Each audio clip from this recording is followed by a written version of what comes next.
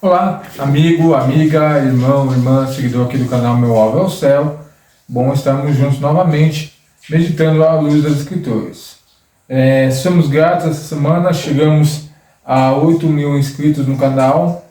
Você que se inscreveu, Deus possa abençoar, que esses vídeos possam edificar a sua vida.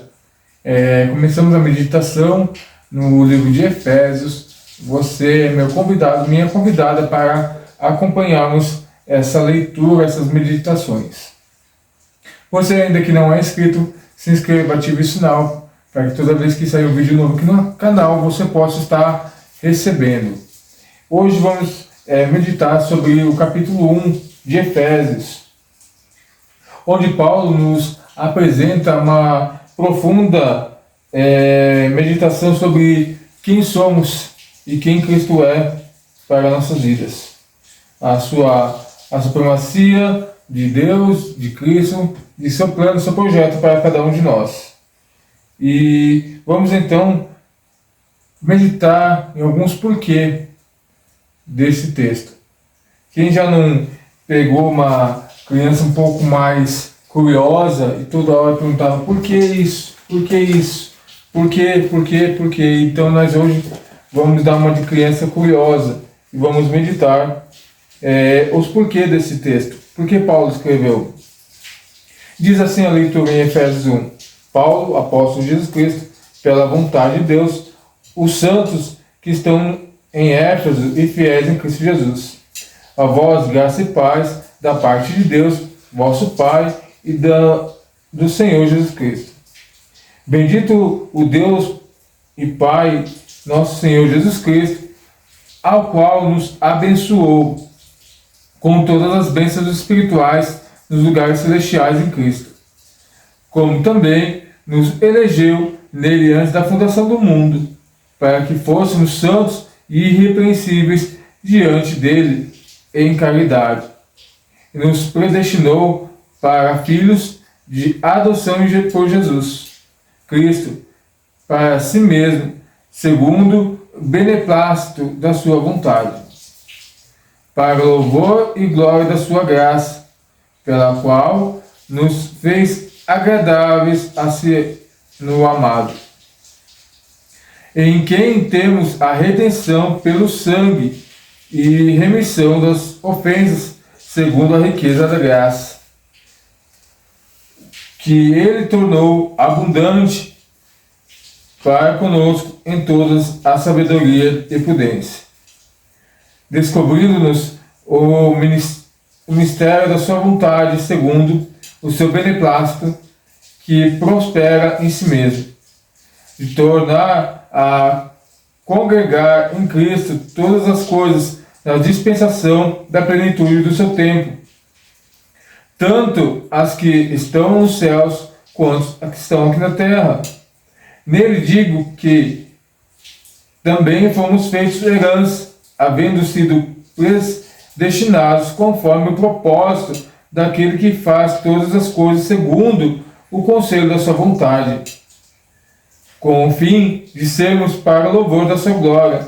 Nós, os primeiros, esperamos em Cristo, em quem também vós estáis, depois que ouviste a palavra da verdade, o evangelho da vossa salvação, e tendo nele também crido, foste selados com o Espírito da promessa, o qual é o penhor da nossa herança, para a redenção da possessão de Deus, para o louvor da sua glória.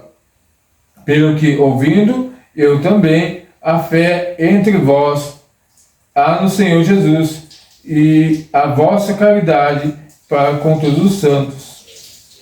Não cesso de dar graças a Deus por vós, lembrando-me de vós nas minhas orações, para que o Deus, nosso Senhor Jesus Cristo, o Pai da glória, vos dê o seu conhecimento, o Espírito da sabedoria e da revelação, tendo iluminado os olhos dos vossos entendimentos, para que saibais qual seja a esperança da vocação e quais a riqueza da sua glória, da sua herança dos santos, e qual a excelente graça do seu poder sobre nós, os que cremos segundo a operação da força do seu poder, que manifestou em Cristo, ressuscitando dos mortos e pondo-o à direita dos céus, acima de todo principado e poder e potestade e domínio e todo nome que se nomeia, não só neste século, mas também no vindouro.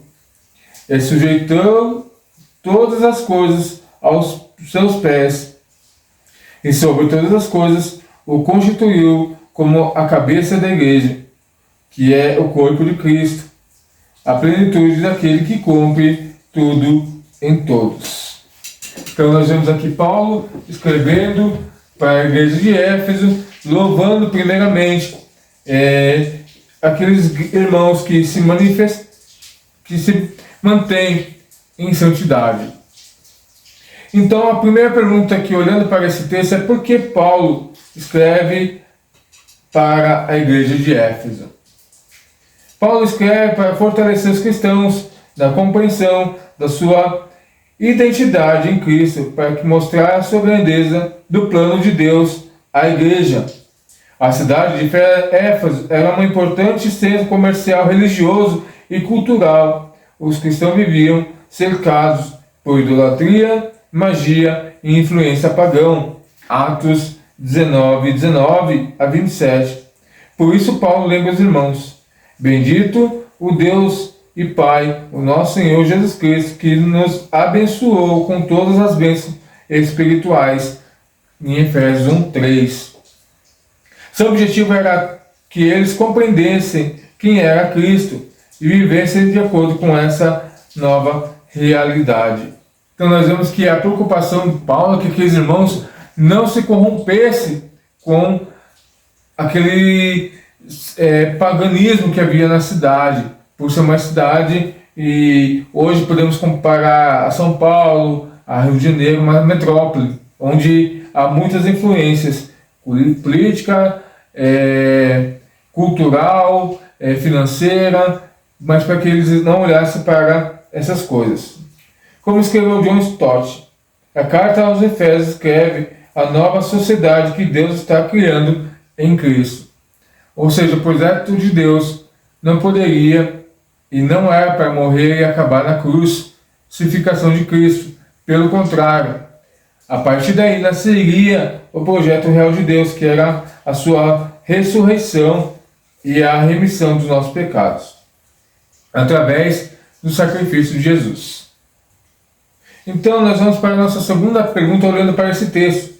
Por que Paulo faz um lembrete para os sermos santos e irrepreensíveis? Parece que hoje nós falamos em santidade, é algo tão careta, tão absurdo, mas é o que Deus nos requer, santidade. Porque esse foi o propósito eterno de Deus para aqueles que pertencem a Cristo.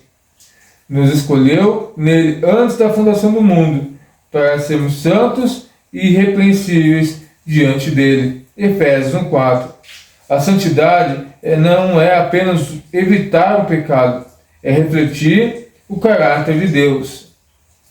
Então nós vemos aí que Deus nos chama para ser santos, ou seja, separados. Em outros textos que a Bíblia nos aponta para isso, é Levíticos 19:2, sede santos porque eu sou santo. 1 Pedro 1:15-16 e Romanos 8:29. Adalva Torres escreveu: Deus não nos salvou para permanecermos como éramos, mas para nos transformar à imagem do seu Filho. E como é que nós vamos alcançar isso? Sendo santos. Por isso que Paulo faz essa menção, essa lembrança para o povo de Éfeso e para nós quando lemos esse texto, que nós precisamos permanecermos santos, porque nos escolheu nele antes da fundação do mundo, para sermos santos e irrepreensíveis diante dele. Essa é a nossa tarefa. por mais árduo, por mais difícil que seja. E é isso que Deus espera de nós. Olhando para esse texto ainda de Efésios, podemos fazer uma terceira pergunta. Por que Paulo nos faz lembrar que fomos feitos para o louvor e a glória de Deus? E hoje nós vemos que muitas denominações, muitos credos religiosos querem que nós olhamos para este mundo e nos contentemos para que nós abracemos este mundo como se fosse nossa morada eterna, nos prometendo casa, carro, uma vida próspera nesse lugar.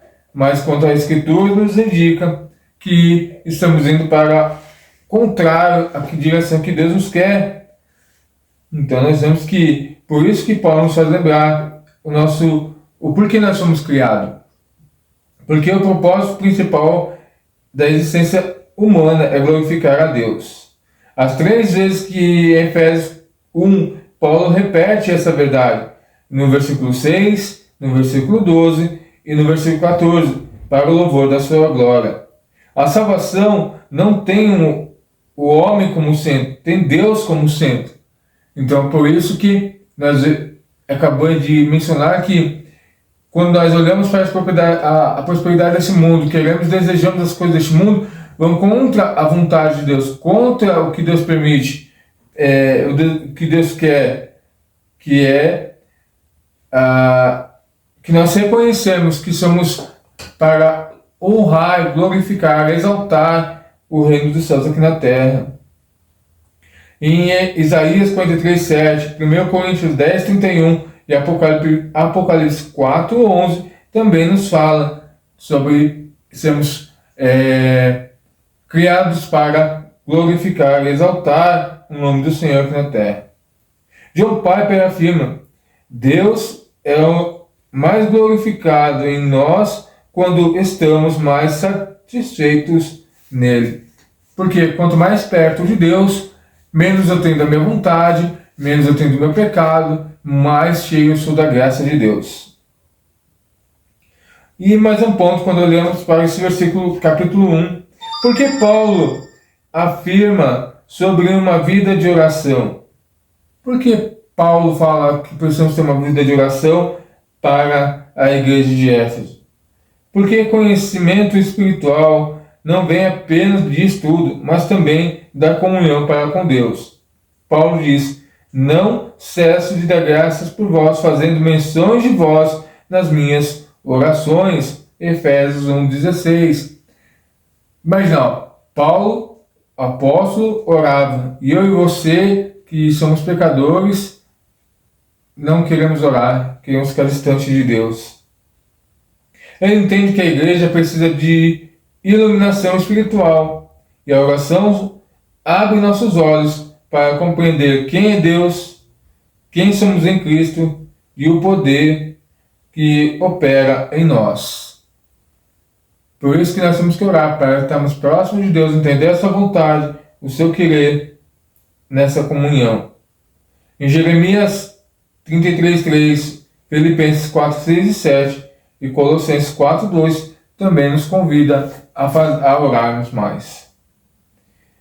E.M. Burdes escreve: a oração não é preparação para a obra, a oração é a obra. Ou seja, estarmos já com a mão no arado, já fazendo a obra, precisamos entender qual que é a vontade do seu agricultor. Por que Paulo fala que precisamos entender as coisas do reino? É uma outra coisa que a gente se torna relaxado na nossa geração. Nós achamos que a instituição igreja, o prédio, os pastores, são o que tem que deter o conhecimento das Escrituras. E pelo contrário, Paulo fala que nós temos que ser, cada um de nós, porque cada um de nós somos igreja. A igreja é onde o templo de Deus habita, e hoje ele habita em cada um de nós. Paulo ora por aqueles que o recebem. Espírito de sabedoria e de revelação em pleno conhecimento dele. Efésios 1:17. Porque muitos conhecem informações sobre Deus, mas poucos compreendem espiritualmente sobre os seus propósitos. Por isso que nós precisamos conhecer quem é Deus, sua vontade, sua missão, seu reino, para que nós não venhamos ser enganados, iludidos ou até mesmo afastados da sua presença. Mesmo dentro de uma denominação que se fala cristã evangélica, que pregue a palavra, mas a distorce para o seu benefício, nos afastando da presença de Deus. A esperança do chamado, as riquezas da herança e a grandeza do poder de Deus. Ele deseja que entendamos isso. Mateus 6,33, Romanos 12,2 e Colossenses 1,9 fortalecem esse apelo de Paulo. Jesus ensinou a buscar primeiro o reino de Deus. O reino não é apenas um lugar futuro, mas um governo de Deus sobre nossas vidas. Ou seja, a partir do momento que nós negamos as coisas deste mundo, aceitamos Jesus como Senhor e Salvador, nós já estamos debaixo desse reino e precisamos aprender a vontade do seu rei. E por que Paulo fala sobre a obra completa de Cristo na cruz? Por que Paulo tem que relembrar o pessoal de Efésios sobre a obra redentora da cruz? Porque toda a nossa salvação está baseada naquilo que Cristo fez e não nos nossos méritos. Em quem temos a redenção pelo sangue, a remissão das ofertas. Efésios 1,7. Importante lembrarmos disso, né? Porque nossa salvação está baseada naquilo que Cristo fez e não nos nossos méritos. A cruz realizou perdão dos pecados, reconciliação com Deus, adoção como filhos e redenção eterna. Então, nós vemos que Charles Spurgeon disse: nada pode ser acrescentado à obra perfeita de Cristo. Então, quem acha que se nós dermos esmolas, fizermos boas obras, dermos dízimos altos, somente ajudarmos os necessitados, estamos enganados, porque isso é um cumprimento da demonstração do amor de Deus. Mas, como nós lemos aqui, não é o que nos salva, é sim a obra de Cristo na cruz. E por que Paulo fala sobre soberania de Cristo? Interessante, uma igreja que ele louva pelas suas atitudes, pelos seus exemplos, ele chega agora e fala sobre a soberania de Cristo, para alguém que, em tese, já está reconhecendo isso. Porque os cristãos precisavam entender que Jesus está acima de qualquer poder terreno ou espiritual, acima de todo principado, potestade, poder e domínio. Efésios 1:21. Era uma cidade dominada pela idolatria e pelo ocultismo. Essa verdade trazia segurança. O cristão não é apenas Salvador, ele é Rei absoluto. Cristo não é apenas o Salvador, ele é Rei absoluto. Abraham Kuyper declarou: não existe 1 centímetro quadrado em toda a criação sobre o qual Cristo não diga é meu. E nós vemos hoje, com a ciência evoluída, avançada, que tudo aponta para um Deus Criador. Então, por mais que a ciência busque tentar provar que Deus não existe, a própria ciência constata a existência de um Deus soberano. Porque os crentes frequentemente tentam buscar em si aquilo que Deus já lhes concedeu em Cristo. Então Paulo agora precisa lembrar que Cristo é tudo.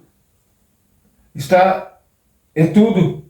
E então agora Paulo fala: olha, não precisam se martirizar, porque Cristo é suficiente. Paulo mostra que fomos escolhidos, versículo 4, adotados, versículo 5, redimidos, versículo 7, perdoados, no versículo 7, selados pelo Espírito Santo, no versículo 13, e herdeiros de Deus, no versículo 11. Tudo isso já está realizado pela graça de Cristo, quando Jesus declarou: está consumado, lá em João 19:30. Ele anunciou que a obra da redenção estava completa. E os outros textos que apoiam essa declaração de Paulo à igreja de Éfeso é Romanos 8:1, Hebreus 10:12-14 e Colossenses 2:10.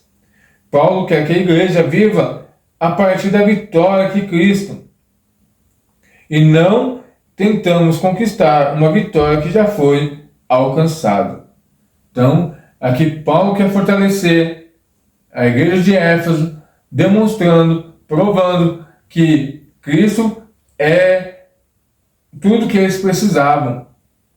A obra completa foi feita em Cristo Jesus e que nada poderá substituir essa obra que Cristo já fez. E para então finalizarmos essa nossa primeira meditação no capítulo 1, fomos escolhidos por Deus antes da fundação do mundo. Fomos chamados para viver em santidade. Existimos para a glória de Deus. Precisamos cultivar uma vida constante de oração. Devemos buscar entendimento espiritual do reino. A cruz de Cristo realizou plenamente nossa redenção. Jesus reina soberanamente sobre todas as coisas. Em Cristo, a obra da salvação foi completa e segura. O grande tema de Efésios 1 é: tudo começa, continua e termina em Cristo. Tudo começa, continua e termina em Cristo. Nele encontramos nossa identidade, propósito, esperança, poder e herança eterna. Então, para resumirmos esses porquê, Cristo é tudo que nós precisamos. Tudo começa nele, continua nele e termina nele. Vamos orar? Deus de graça, Deus de poder, queremos te louvar, te agradecer, porque as tuas misericórdias se renovam a cada manhã, e é por isso que nós estamos aqui, para te adorar, te exaltar, te bendizer. Sabemos, ó Pai, que o mundo oferece muitas coisas, muitos manjares para nos afastar da tua presença, mas que o teu Espírito possa nos consolar, nos ajudar, nos fortalecer, nos direcionar. Sabemos, Pai, que o mundo pensa que nos detém como seus escravos, como suas propriedades, ó Deus. Mas em Cristo nós somos livres. Ó Pai, por isso nos ajuda a entender o seu propósito, o seu querer, a sua vontade. Nos direciona para isso, Deus, ó Pai. Que o coração nosso não fica preso às coisas deste mundo, como Paulo nos escreve à igreja de Éfeso agora. Que nosso coração se direcione para o Senhor. Que as coisas deste mundo não venham nos seduzir, nos iludir, que venham nos servir e não seremos servos deles, ó Deus. Essa é a nossa oração, Pai. Em nome de Jesus, ó Pai. Amém. Que Deus vos abençoe e até o próximo vídeo, onde nós continuaremos meditando no capítulo 1 do livro de Efésios. Deus vos abençoe e até o nosso próximo encontro.